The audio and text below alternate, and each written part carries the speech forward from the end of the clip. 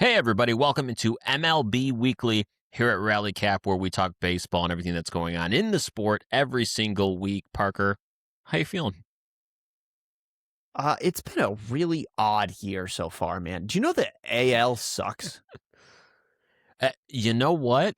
I have noticed. Am I shocked? Very. Do I think it's going to last? Probably not, but that's just Yeah. I just want to look at real quick. I'm going to pull up the standings. Sorry, we didn't even plan this part, but I want to point out 1, 2, 3, 4, 5, 6. Oh, wait, no, not even. 1, 2, 3, 4, 4 Major League Baseball teams in the American League have a positive run differential. 4. okay. I'll raise you one. I'll raise you one here. All the teams in the NL Central have a better record or run differential than all the teams in the AL Central. How about that? That's insane. That's insane. Well, The Pirates Parker, are in last place at 16-16. That's right. And the Cleveland Guardians are in first good. place at 16. Yeah, they are good. We'll talk about it. But Parker, that's a great segue into what I wanted to do today here on MLB Weekly. I wanted to really ask two questions. Is it too early to freak out? And are these teams legit? And we have a list of teams that we want to talk about because we are a month into this season. Like you said, it has been crazy for the first 30 days or so. And I want to start with the freakouts because, wow, does it seem like there's a lot of teams where fans are already getting antsy and we still have over 100 games to go. I don't mean to do this to you and cause so much pain early on in our time together, but I want to start with the Red Sox. A lot of crap going on with them right now. Is it too early to freak out? No, not too early to freak out. You should be freaked out. Oof. I'm fully freaked. We're all freaked. Everybody's freaked. The front office is certainly freaked. They got rid of the entire coaching staff. The Red Yes. Sox, definitely not too early to freak out. You should have freaked out on I don't know, when was Craig Breslow hired? A year and a half ago? Yeah. Like November of 2023. Somewhere around there, you should have freaked out. Yeah, no, Roman Anthony's hitting like 220. He's barely above the Mendoza line. Garrett Crochet just hit the IL. Sonny Gray's in the IL. Ranger Suarez looks really good. That's about it. Connolly Early developing. Peyton Tolley developing. Roman Anthony developing. Marcelo Meyer looks better against lefties. That's about all there is to be excited about. And it's just the same thing every single year with the Red Sox. It's like, oh, well, guess we're just worried about how much the young guys developed this season. I know they made the playoffs last year, and I got to be happy for one game of a 3-game series. So whatever. I think it's time to freak out mainly because we didn't really know what this team was coming into the season. And now we really don't know what they are. Like A lot of people thought they did, though. A lot of people picked them to go far in the playoffs. We did. I did not for to sure. go far in the playoffs, but we picked them to at least be hyper competitive in this division. And that is not happening this year. There's no path I see between now and September where they're at the top of this division. Yeah, no, not at all. And you know, there's another team that hasn't appeared on this list, that doesn't appear on this too early to freak out list, but there's actually a couple of them I want to mention. Honorable mentions for this list: Orioles, Blue Jays. What are we doing, man? I see. Here's the deal, though. When you bring up those two teams, definitely the Blue Jays. I think the Blue Jays, this is a case of like a bad month. Like if they're going to have their bad month, let it be in April. Right. I think that's the situation for the Blue Jays. The Orioles, maybe not the same, but slightly, I think, more optimistic about them than the Red Sox. But I think the Blue Jays, I'm not concerned about. That is too early to freak out in my mind. I think the Blue Jays should be freaked out if this is going to be their injury pace for the rest of the season. But you didn't ask me about the Blue Jays. You didn't ask me about the Orioles. I just wanted to take the eyes off of my Red Sox for a second. What about the Royals? Where are you on the Royals right now? Because they're also kind of underperforming. There's a lot of people that are really worried about them. They have the same record as the Red Sox, but I feel like I don't hear nearly as much freak out from everybody about the Royals. But this was a team that some people did. I mean, they certainly had them finishing in the top 2 or 3 in the division. Some of them, including myself, had them winning the division. How freaked out are you about the Royals right now? I don't know that I'm all that freaked out for a couple of reasons. Number one is the division that they're in. Let's be real about that. Yeah. Number two, not everything looks terrible when you look at the peripherals, right? Like their starting pitchers are still 13th in ERA in the league, 13th in K per nine. The relief pitching has been terrible, but I think relief pitching, with they're 28th in ERA in the league and ERA and for relief pitching, but we know how relief pitching works. In 2 weeks, that could be fixed, right? It's so volatile. What I get concerned about, which is going to make or break them in the next couple months, is going to be if their hitters can just hit to their mean. Like they are all underperforming 1 through 9. That's the problem. Like you're even looking at someone like Bobby Witt. Like this is Bobby Witt we're talking about here. But Bobby Witt has only hit 2 homers this month, and he's hitting sub 300. And I know I just said that, and that sounds insane. But it is Bobby Witt, right? So you have a ton of guys below or near the Mendoza line, right? Vinny Pasquantino looks like an absolute shell of himself. I don't know what's going on there. Salvi Perez seems to have age is finally catching up to him. So I'm not ready to freak out yet, but if they continue this offensive drought deep into May, I'm starting to freak out a little bit. Yeah. There's stuff to be freaked out about. To your point, though, if all of them are underperforming, which I guess you could say they're all underperforming, there's some stuff to be excited about in that lineup right now. Like Kyle Isbell and Carter Jensen are actually probably having the best season that they're gonna have. Bobby Witt's still, 119 WRC plus. Maikel Garcia's right there at a 99 WRC plus. And if these guys kind of come all out, Jack Caglione, 100 WRC plus right now, and that guy's gonna get better than that. I think that eventually the hitting will come around.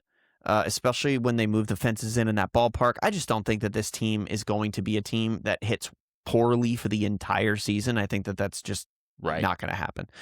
So if that comes around, I think that we're looking at a team that's going to be more competitive. And the good news for them that they're in a division like the the AL Central, where the first place teams right now both have a 16-16 record. And to put it this way, they have the same record as the Royals have the same record as the Red Sox at 12-19, but they're only 3.5 games back, whereas the Red Sox are 8 games back. Oh boy! So it's like another reason it's a freak out. Yeah, it could be. It could be way worse. Over their last 10, they are playing 500 ball, which is not great. But it's the definition of treading water and waiting for everything to come back online together as a team. 100%. Parker, there's one team that lives near and dear in our hearts. Just kidding. It's the Astros. Oh yeah, baby. Tell me about the Astros. What do you need to tell the Astros fans? Is it too early for them to freak out? Okay, so I was gonna give this one to you and let you go because you've been trying to tell me for 2 years that the Astros were going to be terrible. And you know what? I'll say real quick, the Astros are terrible. They're going to be terrible. They're 4-6 in their last 10. They're headed into a weekend series of Fenway Park. And you know what? I think they're so bad that Red Sox might actually do some damage against them at Fenway Park. We'll see. I don't know. Wow. They do have Ranger Suarez going against them at one point, and Hunter Brown's on the IL, and it just doesn't look good in Houston right now. But they did sweep the Red Sox already this season, so who knows? Go ahead. I know, and it's not going to go well. And here's why I say this, because honestly, the 2 bright spots for this team and the only bright spots have certainly been Yordan Alvarez and Christian Walker, without a doubt. Christian Walker, I was not expecting him. I mean, we're talking like high all-star, almost MVP level, sporting a 162 WRC plus. Christian Walker, folks. So those are the only 2 bright spots. Other than that, their starting rotation and their bullpen last in baseball in almost all categories, folks. So that's something I'm expecting out of the Rockies or the White Sox, not out of the Houston Astros. So my concern for them is not that the hitting is going to be an issue. I mean, especially that front 4. There's 2 issues with them that I think is going to be a long-term issue for them here in 26. Number one is you have guys like Correa, Yordan, Walker, Altuve, but the disparity, if you look at the rest of their lineup, they're not even kissing 100 WRC plus. They're so below. There's such a spread there in WRC plus, and WAR for that matter. And then you look at their pitching staff. Between the injuries, between the uncertainty, between Amai not figuring it out, they have such a leap. This isn't just like tinkering. This is, I have to go from here to all the way over here to be competitive with my pitching. It's not happening. I don't buy it. So one thing about the Astros is, for how many years now we've all been saying the wheels have to fall off at some point. Like, there's no way they can keep getting this much like run out of a mediocre roster with a mediocre pitching staff and a really good bullpen. Like, they have a mediocre rotation, really good bullpen, mediocre lineup. And it was like, wow, how are they continuing to win so often in so many games? I think this is just an example of like, finally the straw broke the camel's back and all of the wheels fell off simultaneously, and now we're seeing it in real time as they are just really struggling to stay above water. The only thing that could save them is, lo and behold, the Angels stink. And that doesn't really surprise many people. It might surprise some people, maybe ones that were listening to me too closely during the preseason, because I was higher on the Angels. I think I said at one point that they could find themselves in like third or maybe even second place, and I just feel they're 1-9 in their last 10. You said third place, and I still think you're kind of nuts. I don't know about that one. But one last thing about the Astros. You could tell it's getting a little dicey there in Houston because there's a general industry belief that Joe Espada is on the hot seat. Right. And I just want to make it very clear. I don't know that I have strong feelings about Joe Espada one way or the other. I do have strong feelings that Dana Brown has not built this team appropriately as Not the at GM. all. I think that is where the issue is. I think this is a team in the Houston Astros that have been so successful for so long. You can't let them just fall into the abyss. They need to be putting more money in this team. They need to be smarter with their moves, and they just haven't been. Mm-hmm. Yeah, I know. I think there's way. See, the thing is, like, these executives are really good at getting into a room and making them seem like that they did a decent job. Like, what was the big problem with the Astros offense last year? It was like, who the hell is playing in the outfield for them? Right. Right. This year we have a couple additions. You know, what's his, Chase Smith? Is that his name? He came. Cam Smith. Cam Smith. Yeah, excuse me. He looks great. He looks good. He's going to be a good young player. But then you look at the rest of the lineup, and it's like, oh, we're wasting one of Yordan Alvarez's healthy years on a lineup that's like anchored by Carlos Correa. Yeah. Yeah. Okay. In 2026, that's a wild thing. Yes. Not vintage Carlos Correa. No. Today, Carlos Correa. Yeah. So, it's always a great story that he's still in Houston. He came home. Oh, yikes. It would be hilarious if it comes out. It'd be so funny if it comes out that, like, he signed a contract and the Astros thought they were signing a contract for like one of those one-day retirement stints. And Carlos was like, no, I need cleats. Like, I'm going to play ball. And they're like, no, Carlos, really, we don't need you to do that. He's like, no, I'm going to play ball, guys. Do you remember when Carlos Correa was almost a Met? Can we talk? Do you remember that? Oh, I remember that. He was also almost a Giant.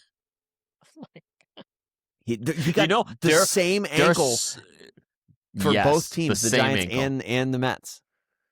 Man, the Giants have like the best almost Giants roster of all time. Oh my God. Great. Aaron Judge, Carlos Correa, John Lester, Shohei Ohtani, John Lester, Justin Verlander, Randy Johnson. I'm starting to add guys who spent 1 year there, but still. Sorry, Giants fans. We James love Tibbs Jr. Oh, he's on that list now. Oh my goodness, that's rough. Kyle Harrison. Last one. And the punches just keep coming. Last one on the too early to freak out discussion here. I'm going to kind of pair these two together because we actually talked about them last week a little bit. But in the NL East, Mets, Phillies holding down the fort at the bottom of the division. Are those two teams in freak out mode right now? I know. This one's a hard one. They're both in freak out mode. Same thing with the Phillies that I said about the Red Sox they fired their manager. They're clearly in freak out mode. Dave Dombrowski's trying to hire Alex Cora before he's even fired Rob Thompson. Watch our last video about that. Like the video, comment, subscribe, call to action stuff. All you know. I also don't think Carlos Mendoza is long for this world. I think that he's going to be fired by the end of the season. I actually think that the Phillies firing Rob Thompson and pursuing Alex Cora as aggressively as they have is going to push that hand even further, because there's nothing like a Mets ownership group deciding they want something, and if they decide they want Alex Cora, they may give him $50 million. Like, you never know if Steve Cohen's not going to just cut a check. And it would be absolutely hilarious if the Yankees, because I saw Yankees fans being like, oh my God, thank God the Red Sox fired Cora. I hate Cora. I'm really glad I don't ever have to see him in the opposing dugout in Boston again. It'd be really funny if he went to New York after all that. But I think both these teams should be freaking out. We have Francisco Lindor, hamate bone injury, clearly has affected his production to start the year, just like we said it would, just like he said it would, just like everybody said it would. Now we got another issue that crops up right as Juan Soto gets back. It seems very unserious there. It doesn't seem like a very winning situation when you have Juan Soto asking the catcher if he should be taking pitches. I don't care if it's a 3-0 count. I don't care if it's a 3-1 count. Like, that's just not something that you do when you're taking the game extremely seriously from a pitch-to-pitch standpoint. And then the Phillies, I mean, myself included, I remember your reaction when I said that I thought the Mets were going to win the division and not the Phillies. And it was like, wow, you're down on the Phillies. I was down on the Phillies going into the season. I think the Phillies are aging. We talked about it in our last video. I think that it is time to freak out for both of these franchises. But hidden in this division, along with these guys, we're seeing some really promising stuff out of the Nationals, out of the Marlins, and the Braves. The Braves, I think, water will find its level eventually. I don't think you're a 22-10 ball club here moving forward. But I do think that they have really overperformed. They will find their level, but it looks like it's their division to lose at this point. Yeah, I mean, I think you're right. I want to go back to the Mets here for a second because you brought up potential manager change there. Carlos Mendoza definitely on the hot seat. I'm going to make a prediction right here, right now. I think Alex Cora, Phillies, Mets, whoever, is going to be the highest paid manager. I think he will make $10 million a year on that contract. Right now, the highest for sure. The highest contracts right now are Dave Roberts at $8 million a year and Craig Counsell for some reason at $8 million a year. Yeah, I don't know. Crazy? That was now you look back on it and you're like, Craig Counsell, and then you realize it was just the Brewers. Like, look at Pat Murphy.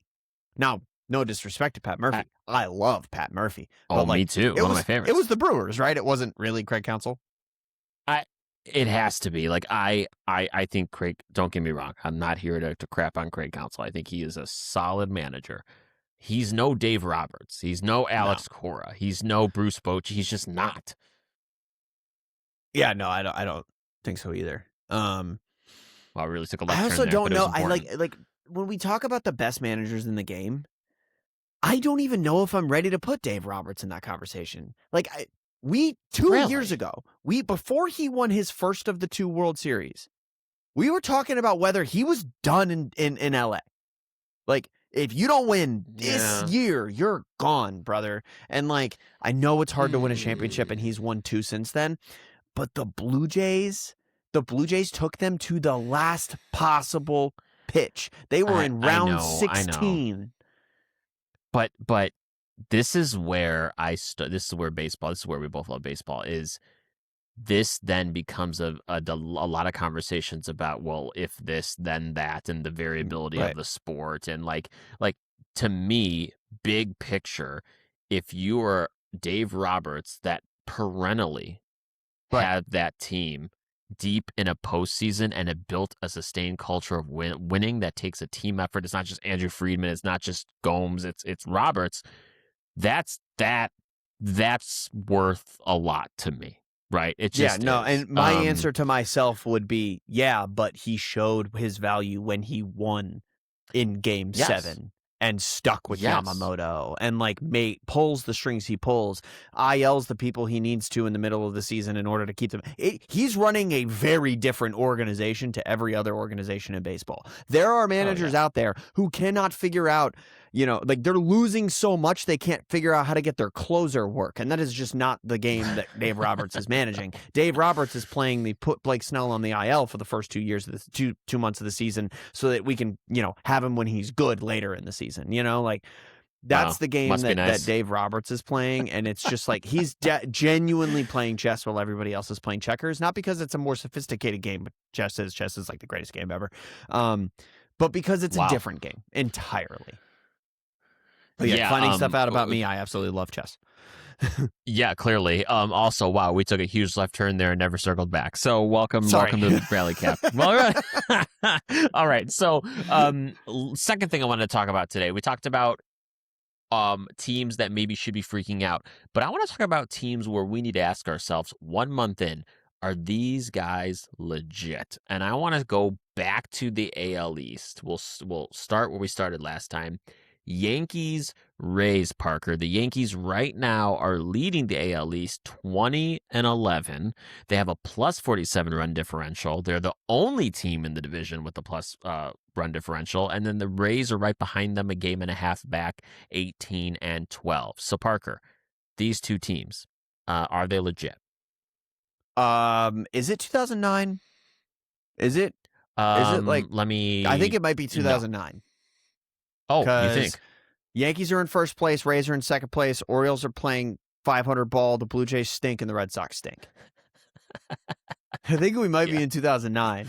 No, Maybe. dude, I think that the Yankees, here's the deal. The Yankees must have known something I didn't, because me and a ton of other people throughout the game were very critical of the fact that they ran back the same lineup and said, let's figure it out. But what we all didn't take into account was how much youth and really, really good talent was in that Yankees lineup. Ben Rice has been unreal. Ben Rice has been amazing. And there may not be a better 1-2 combo right now, lefty-righty, than Ben Rice and Aaron Judge. It genuinely, like, they came to Fenway and the Red Sox played against them. It felt like what it must have felt like to have Poppy and Manny come back to back every single time through the order. And you're like, God, there's nowhere to breathe in this lineup.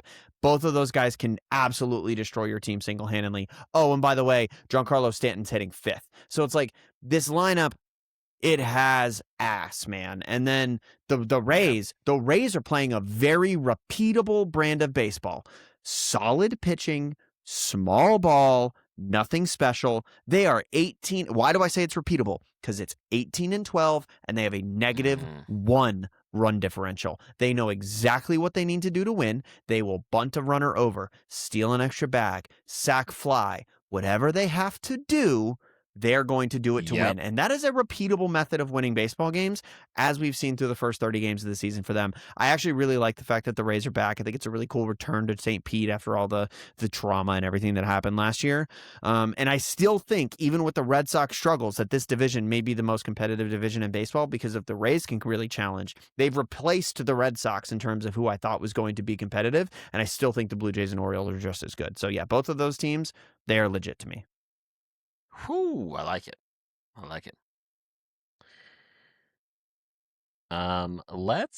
I'm gonna actually, this is an opportunity that I'm gonna plug my team for a second, because there's been serious questions the last couple of days. Are the White Sox legit? Now, everyone calm down.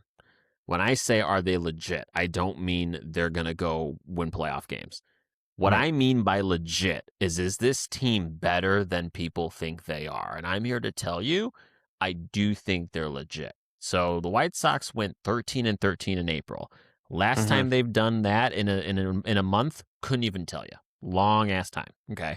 Now, why I say this is actually, I got a little fired up. Why I think they're legit actually was spurred by The Athletic. The Athletic does their power rankings, and most recently, they had the nerve to put the White Sox 30th in the power rankings. And you're like, Anthony, why does that upset you?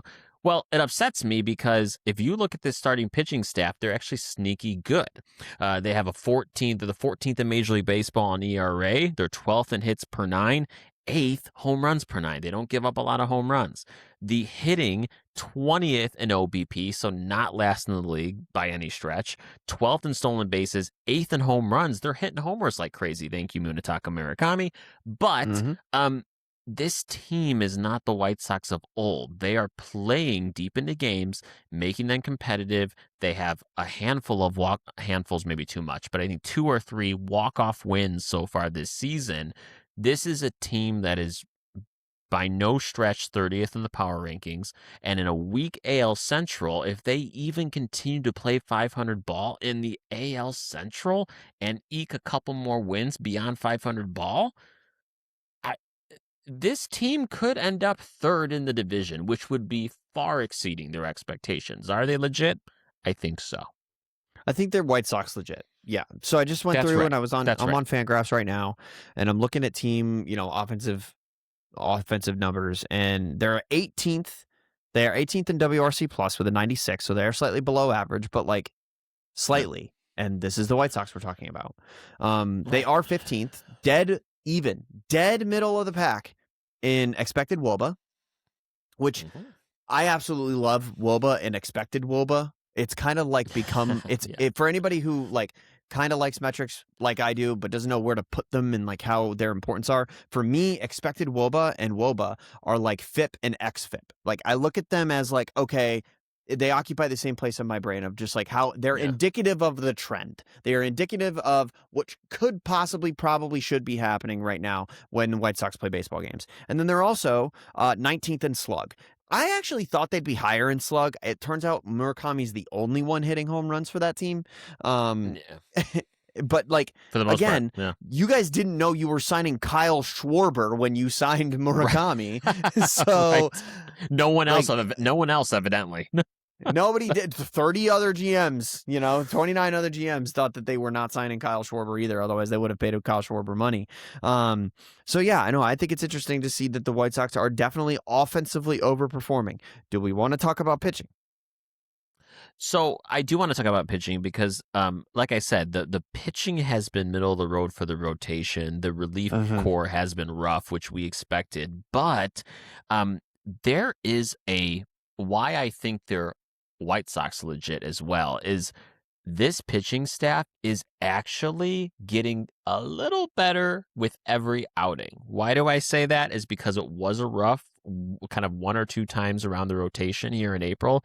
But guys, Davis Martin, if you don't know the name, know the name. All right. Because Davis Martin is throwing some just crazy pitches. He has a sub-2 ERA. He's sitting at 195 right now, over 37 inning pitch and 33 strikeouts in that set 37 innings. So he's putting guys away, and he's a guy that no one here has listened to us has ever heard of, obviously.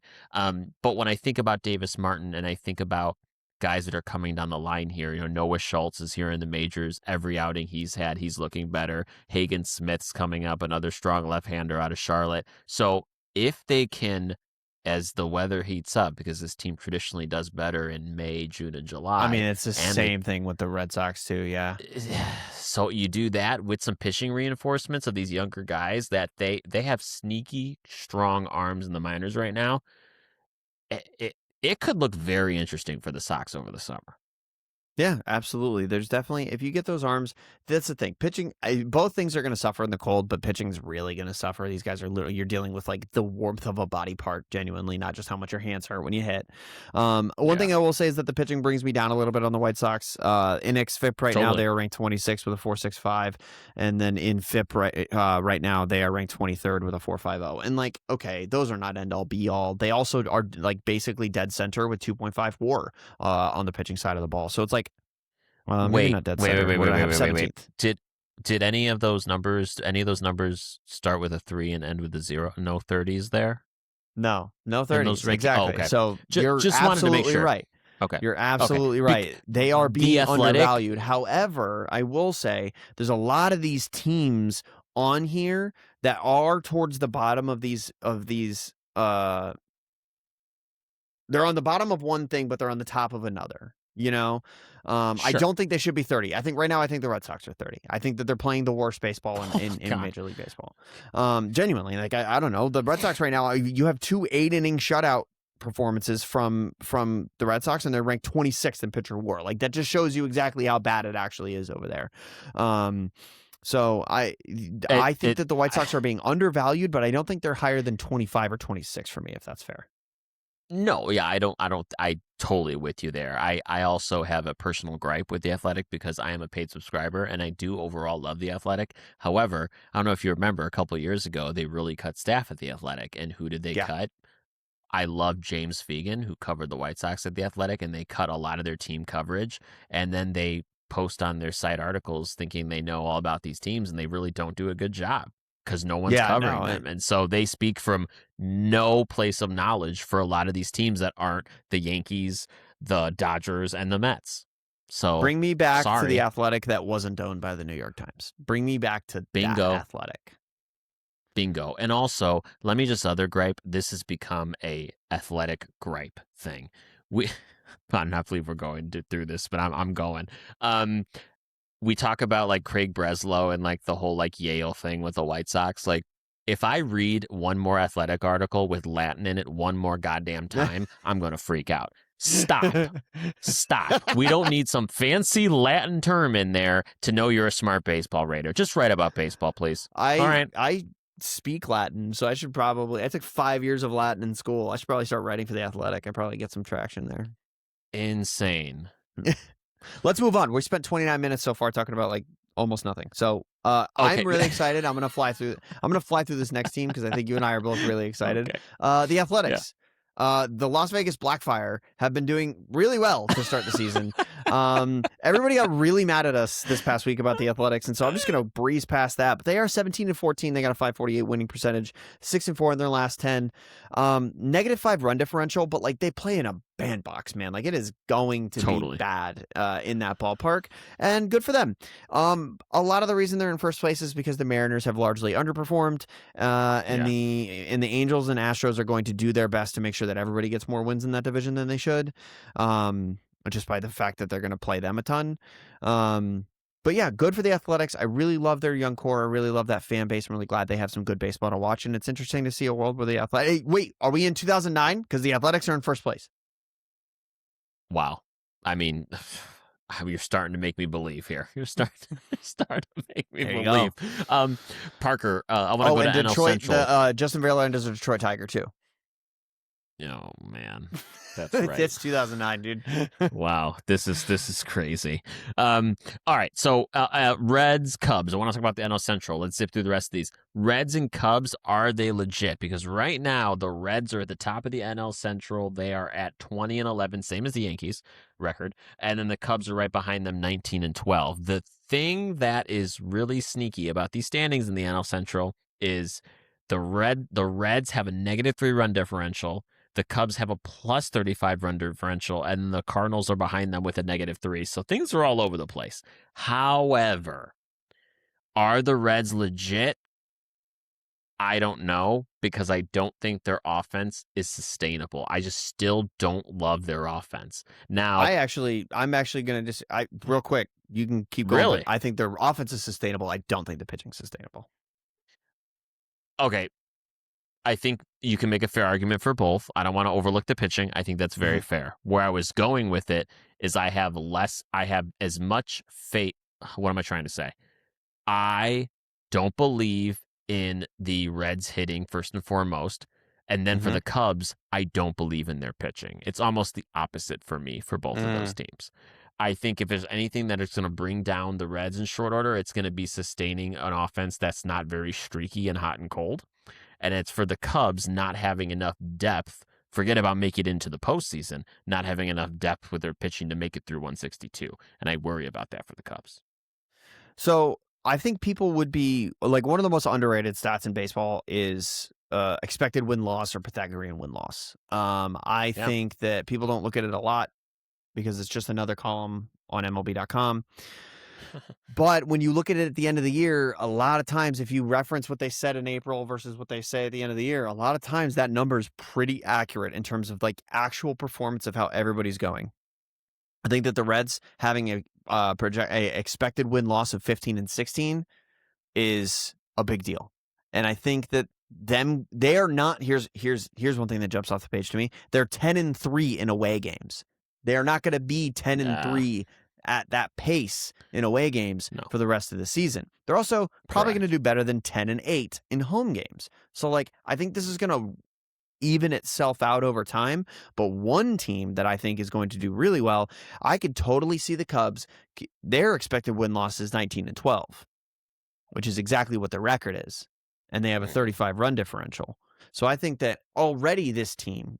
Now you said that the thing that you were worried about with the Cubs was the pitching.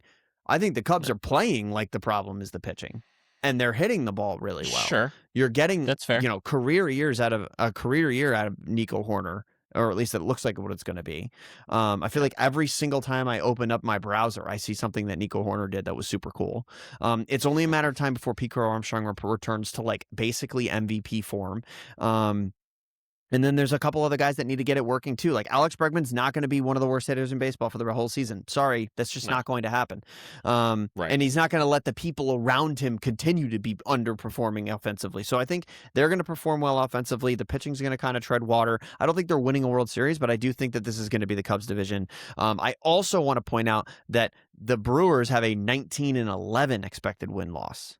And so watch out because they are playing Brewers baseball. And while they are only 16-14 right now, I think when the Cardinals return to earth, because their projected win-loss is 15-16, the Brewers and the Cubs are going to be the two teams vying for supremacy at the top of this division. I'm not sleeping on the Brewers until the season is absolutely over. Like, they're the team. Do you remember when the Guardians went on that like 23-game win streak at the end of a couple seasons ago? Yep. The Brewers can do that at any time. 100%. Seriously, they have a bunch of guys you've never heard of that are some of the best pitchers in baseball in their rotation. My God, that's crazy. All right, Quinn Priester, let's just jump. Kyle Henry, Hires, whatever. Yeah. Yep. If I don't stop this, guys, Parker's going to keep going and going and going. This is my life. 35 minutes, and it's because of me. This is not our first rodeo. All right, let's do the fun part of this. We always like doing every week. We do pick to clicks. Parker and I pick who we think over the next 7 days is going to be the leader in runs, hits, and RBIs combined together. It's Parker versus myself. Right now, it is 2 for me, 1 for Parker. I'm leading by 1. Parker, who did you pick last week? I picked Kevin McGonigal, who went off. But you picked somebody else who went off more. My guy went offer. Yeah, and that's Ellie De La Cruz. He had combined run, hits, RBI 19 to Kevin McGonigal's 15. So Parker, I'm officially up 3-1. Don't dig yourself a hole now. Don't do it. No. We are the Cavaliers. We will be coming back from a 3-1 deficit, and we will be taking the 7-game series. All right, who you taking? Who are you coming back with then this week? Yeah, first pick. We got to go. This is our Kyrie game. We're gonna go in and we're gonna make sure that we win this game. Ben Rice. Ben Rice is my pick for this upcoming year. Like I said, he's the second coming of Barry Bonds. It appears, and he's playing really good baseball this season. I meant to look this up a second ago, but hey, guess what? We all get to look at it now. Good thing he doesn't take long to find. So he is currently at 10 home runs, which has tied him for 4th in baseball with Ellie De La Cruz, by the way. The thing that I really like to see from Ben Rice so far this season, 21 walks. 21 walks so far to 31 strikeouts, which is better than we thought from him. He's being more selective up there. And when you hit that many home runs, you're going to get a lot of runs, hits, and RBIs. So you get one of each for 1 home run. So hopefully he hits like 3 of those things. I dig it. It's a great pick. I'm gonna go. I mean, you picked.